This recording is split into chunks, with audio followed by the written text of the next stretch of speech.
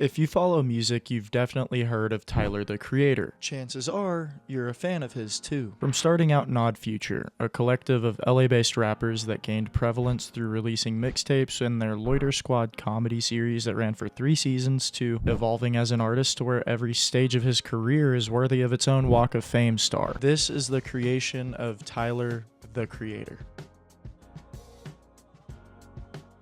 Tyler Okonma had an unconventional beginning in music. He started out early on making imaginary album covers and track lists. This is a big part of who Tyler is, because you can classify him as more than a musician, but as a creative. More on this later. Anyways, back in 2007, Tyler co-founded a collective of musicians, skateboarders, creatives just in general, named Odd Future. This collective featured quite a few artists, most notably, well, Tyler, Frank Ocean, and Earl Sweatshirt. The Odd Future tape was released in November of 2008, and this 19-song mixtape was a solid start for the group. Tyler performs on a majority of the songs, and it actually opens with a 3-minute intro track performed by Tyler, where you can hear a younger version of himself and his sound.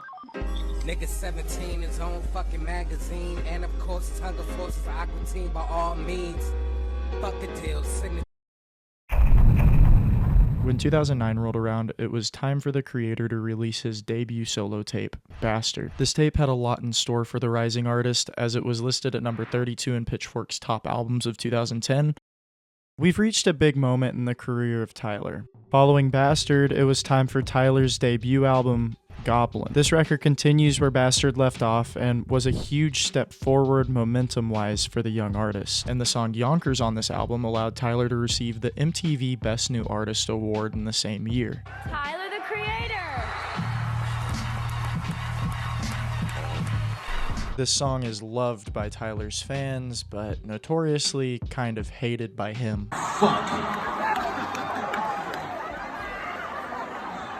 Play that stupid ass song. The music video is also disgusting.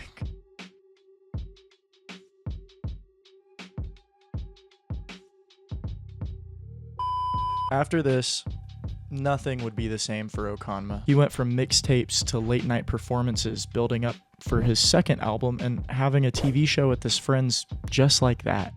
While building up to Wolf, Tyler joined up for verses across the whole scene, from featuring alongside Pusha T and Lil Wayne, while also producing on different projects. It was time for Wolf to finally release, and the album was definitely a step up from Goblin in a lot of ways. The energy is just different on Wolf. He didn't forget about his Odd Future boys either, bringing on Frank, Mike, Domo, Earl, Haji, Casey, and Pharrell came through, and he also got Erykah Badu on there. Oh, Tyler also produced this whole album himself, and it earned him a number 3 debut with 90,000 copies sold in the first week. The next 2 years of Tyler, the Creator revolved around his album, Cherry Bomb.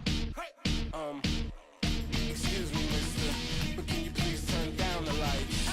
I don't really like all these cameras. He managed to elevate himself again on this record by bringing on Schoolboy Q, Kanye West, and Lil Wayne. This album was given a worldwide tour that began with his performance at Coachella before the official release, where he also talked shit to a bunch of celebrities in the VIP area while he performed.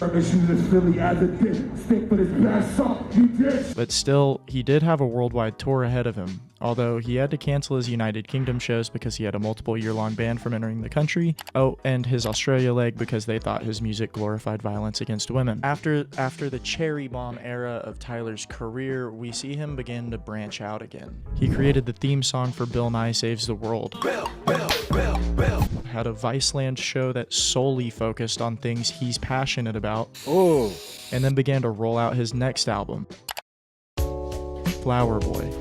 This next album is also considered a classic, and the turning point of Tyler's career, where many began to see him as the real deal instead of an edgy teen doing wild shit to get headlines. It's also yet another massive leap in how his music sounds. This album was a complete 180 from Cherry Bomb. Flower Boy is personal and holds a more relaxed sound. It's an evolutionary piece that shows all of Tyler's inspirations, and this record feels like Tyler found his focus more than ever. Flower Boy debuted at number 2, this time selling 106,000 in the first week. It's also 2 times platinum these days. pretty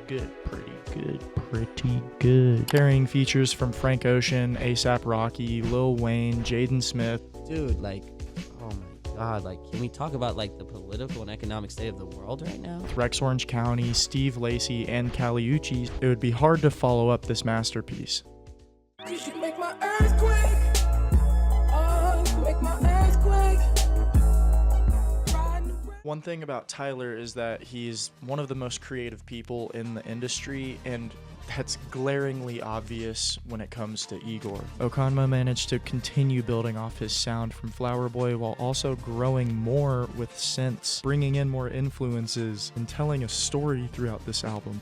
He paired his music with a blonde wig and proved that he's an industry giant now, selling 165,000 first week, on his way to his first #1 album. Now that Tyler's notched himself a #1, why not continue rolling out with an incredible album rollout, a second #1 with my personal favorite record of his. Call me if you get lost, suckers. We didn't come to play with you niggas. Call Me If You Get Lost is truly what a career of growth and exploring different sounds with an open mind while being naturally more creative than most of the planet sounds like. He ditched the sound of Igor and Flower Boy, returning to thumping beats, bringing on DJ Drama to narrate the album, and running it back to that real hip-hop. Look, tried to take somebody bitch cause I'm a bad person. I don't read Tyler got his third #1 debut with this album, his second Best Rap Album Grammy, and shows that Tyler can't be pinched into one box. He's meant to be a star. This album tells the story of Tyler Baudelaire, and when it came time to release the estate sale, his deluxe of this album, following through the story shows that he's finally free. He's here to stay and doesn't have to conform. Tyler the creator is no more. He's Tyler Okonma, and he's one of the best musicians in the world. He produces all of his projects, toured the world multiple times over, has won Grammys, had #1s, TV shows, and worked with the best of the best.